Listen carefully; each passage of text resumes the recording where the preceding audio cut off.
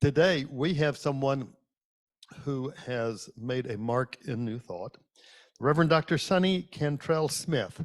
She is the founding minister of the Ahava Center for Spiritual Living in Lexington, Kentucky. She graduated from Holmes Institute in 2006, was ordained in 2011. Reverend Soni is steeped in the principles of science of mind and is a lifelong student of the science of mind philosophy. Reverend Dr. Soni began her studies in 1992 at Huntington Beach Church of Religious Science in Huntington Beach, California. For 10 years, she was the music director at Namaste CSL in Long Beach, California. She's co-written a successful musical titled Last Call, which has been performed in numerous venues throughout the country. All this musical background, I'm surprised you don't have a church in Nashville. She's also been active in 12-step work for over 30 years. She teaches spirituality classes at the Hope Center Rehabilitation for Women. And she is co-founder of Bluegrass Rainbow Faith Communities. They are dedicated to supporting faith communities and becoming open and affirming to all. Reverend Dr. Soni has also been active for several years in Black Pride, as well as ongoing participation in Kentucky Fairness, whose primary goal is comprehensive civil rights legislation prohibiting discrimination on the basis of sexual orientation and gender identity, and to dismantle systematic racism. She has served the CSL Minister Council for 6 years, 2 of those as co-chair. She's previously served on the nominating council as well as the CSL task force. She has been serving the CSL interim ministers team for 2 years. She received the Minister's Meritorious Award in 2023 and was elected as the Centers for Spiritual Living Spiritual Leader in February 2023. Reverend Dr. Soni believes we are all spiritual leaders. We as leaders must be able to articulate our vision and keep it alive through our faith in it, and we must create a sense of belonging and hope that this vision can transform our world. Tonight, she's going to talk about erasing boundaries and embracing new thought for transformative change. Would you please give a big hand to Reverend Dr. Soni Cantrell Smith? Thank you, Reverend Sheila, for your talk. I really appreciated it, and it meant a lot to me. I was also down there thinking about, I just love the fact that she has a motto, you know, and I was thinking what mine would be, and I'm pretty sure that I heard God say, it's the gospel of Popeye. I am what I am, and that's all that I am.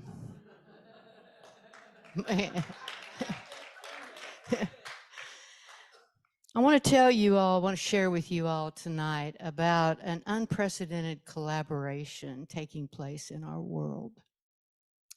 It's called the Great Green Wall Initiative, and it was launched in 2007 by the African Union. And it aims to combat desertification, address climate change, and improve livelihoods across the Sahel region of Africa. Now, this ambitious project envisions a massive wall of trees. I want you to imagine that in your mind. Think about that. A massive wall of trees and vegetation stretching across the continent of Africa, from Senegal to the west of Djibouti in the east. The success of the Great Green Wall is rooted in collaboration between many diverse groups, including national governments. Over 20 African countries are actively involved, committing to planting trees and implementing sustainable land management practices with their territories. Key supporters, including the United Nations, the World Bank, and the Global Environment Facility, providing funding, technical expertise, and global visibility. Non-governmental organizations like the African Forest Forum and the Sahara and the Sahel Observatory, contributing to essential resources and knowledge and on-the-ground support. Local communities, farmers, community leaders, and residents are directly engaged in planting and maintaining trees, ensuring the project's sustainability and benefiting those most affected by desertification. This initiative, started in 2007, has made remarkable strides with significant impact. The environmental benefits, millions, I'm talking millions of trees have been planted, restoring degraded lands, improving soil quality, and increasing biodiversity. These efforts not only combat desertification, but are also helping in mitigating climate change. The hope, and hope's the last thing to die, isn't it?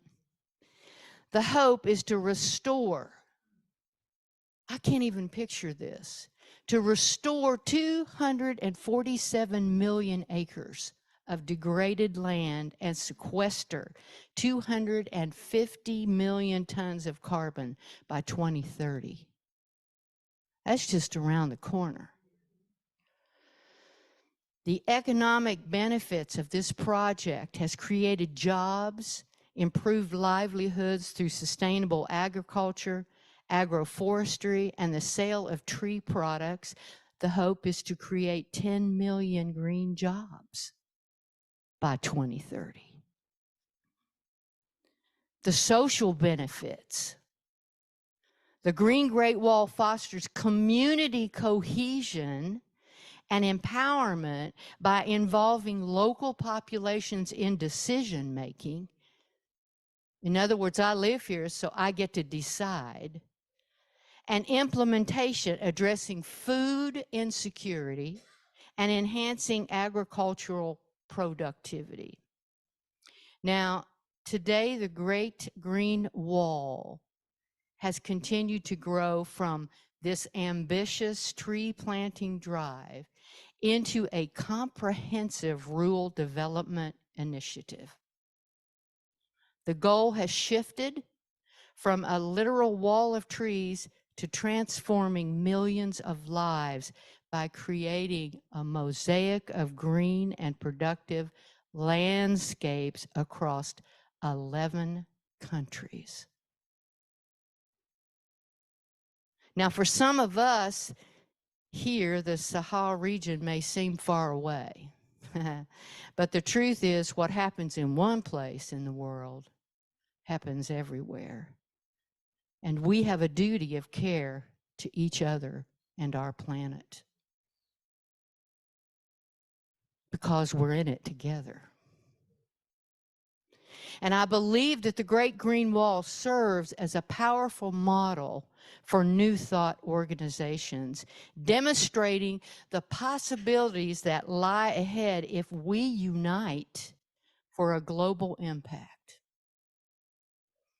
Imagine what we could achieve if we brought the same spirit of collaboration and determination to our movement together.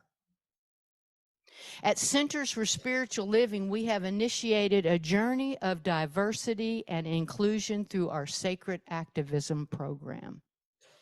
Sacred activism is where consciousness becomes action, prayer becomes movement, and spiritual principle becomes practice. It's about bringing our Centers for Spiritual Living global vision, a world that works for all, into reality, standing as a light in the world often shrouded in darkness. Sacred activism is a call to action which is rooted in love, compassion, and interconnectedness with all beings. Driving it is our faith that we can do it.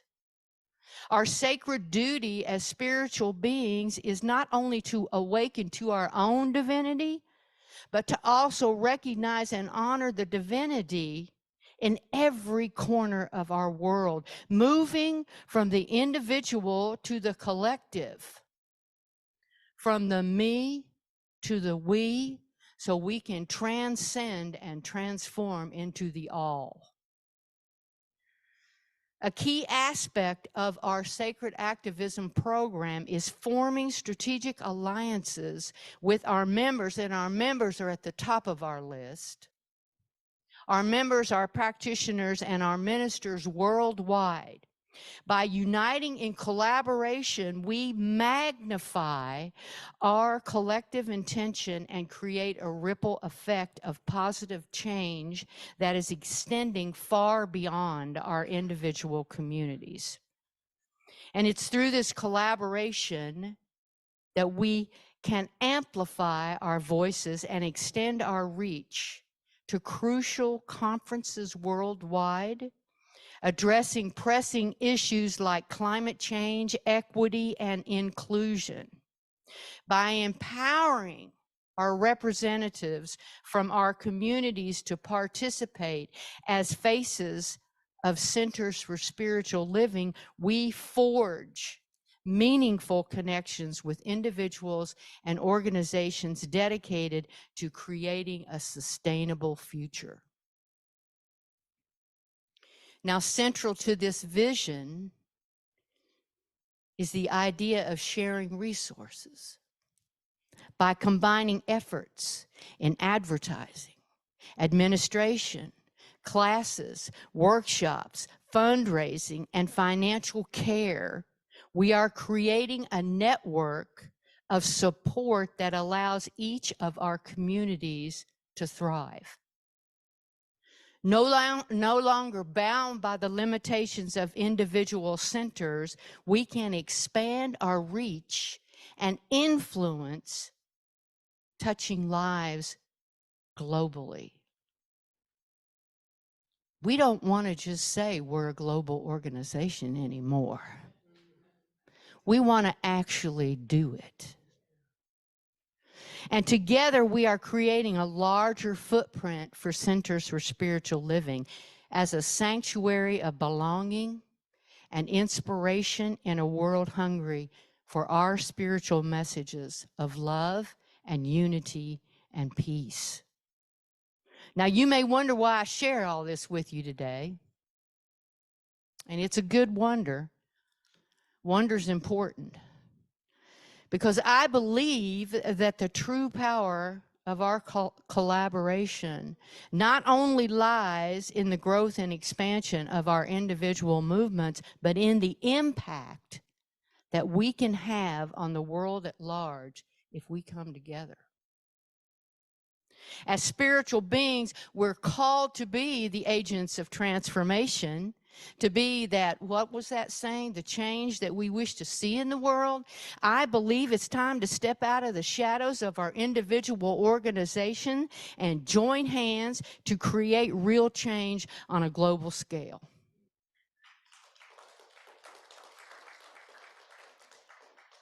I am a spiritual realist. I see the marriage of humanity and spirituality. And I see that the world is facing unprecedented challenges. Environmental destruction, social inequality, political unrest, and spiritual disconnection. And it is time for all New Thought movements to come together and to break down any barriers that may divide us, whatever they may be, and work in harmony towards a shared vision of a more compassionate, just, and sustainable world. I have a vision. I have a vision of a future where all New Thought communities can work together on a joint initiative. We already started it with prayer, 15 minutes together. We've proven that that can happen. Maybe we can move into a half hour. By collaborating across our communities, by sharing resources and wisdom, we can amplify our impact and create a wave of positive change that sweeps across our planet. Our combined efforts can inspire others to join our vision. I believe that. We can awaken to the power of love and consciousness throughout this world and take a stand for a world that honors the sacredness of all life. All life. I believe that by coming together as a united force without losing our individual identities and working towards a common goal, we can create a new paradigm. A new paradigm of spiritual activism that has the power to shape the future of humanity. And we have that power. We have the teaching. We have the principles. Our unity is our strength, and our collaboration is our power. Let me give you some definitive actions we can take to unite our New Thought communities. And this may sound big, but we ain't too big for it. Working together with our members worldwide to magnify our collective intention and create positive change by forming strategic alliances. Shared resources, combining efforts in various areas such as advertising, administration, classes, workshop. We can all fundraise together and have fun doing it. And financial care and support for not only New Thought, for all of our communities. We can participate in global efforts, empower representatives in our own movements to attend conferences and forge meaningful connections with organizations that are dedicated to sustainability and other pressing global issues. We can create joint initiatives together. Launch campaigns and projects that demonstrate our collective strength and commitment to shared values, commitments to our principles, such as promoting mindfulness, providing humanitarian aid, and supporting marginalized communities. We can engage in education and outreach. We can develop and share educational programs and materials that convey New Thought principles and raise awareness about our movement. It starts with the children. I heard that just a little while ago. We can teach mindfulness in school. We're already doing it. And it's changing our children.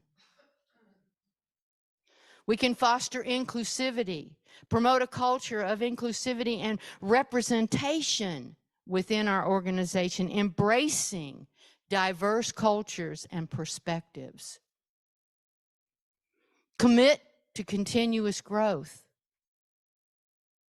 Remain open to new ideas. Remain open to new ideas and approaches, adapt to emerging challenges, and engage in ongoing learning and self-improvement. Because I know that it does not stop with us. We have to do our own work before we can do the work out in the world. And we can hold regular meetings, them half-hour meetings, boy, I hear them coming.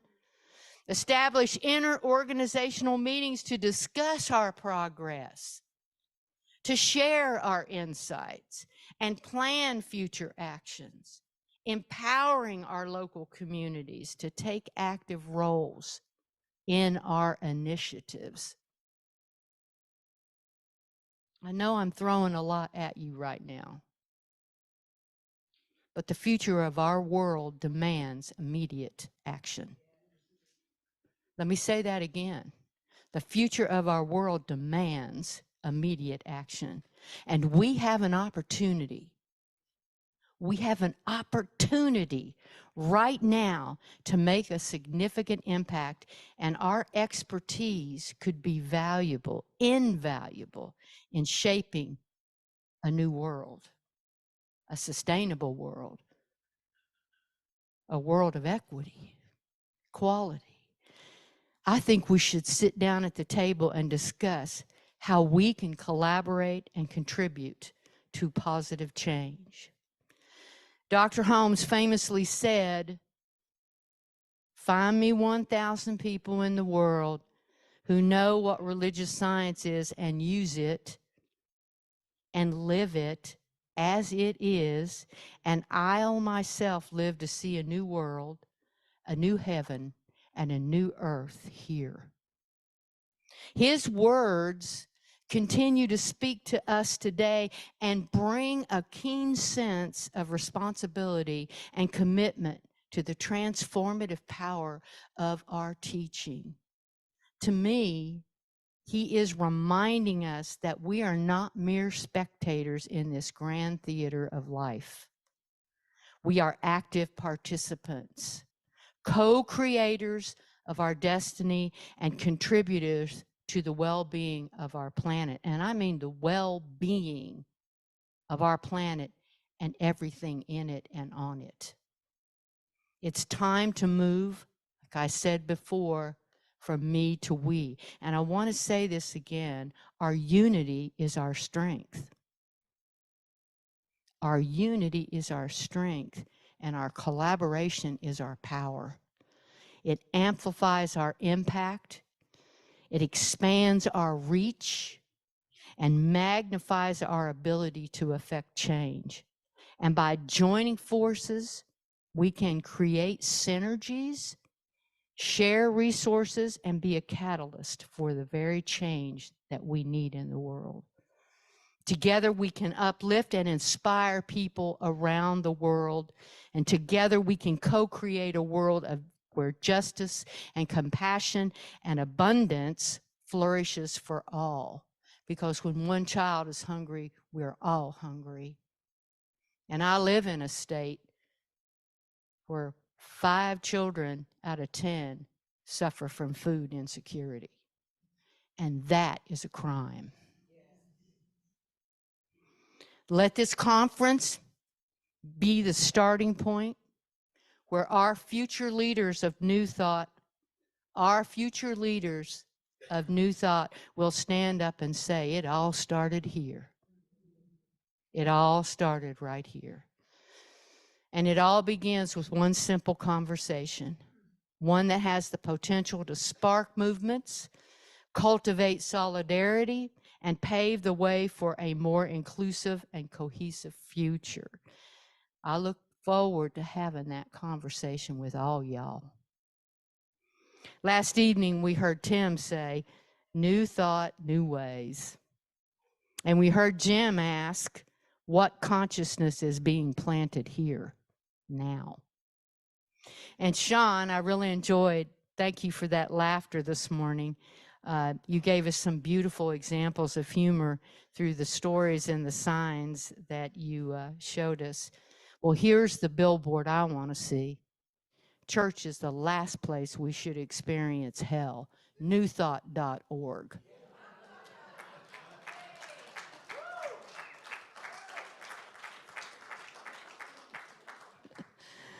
Alone we can climb mountains, but together we can move them. Alone we can climb mountains, but together we can move mountains.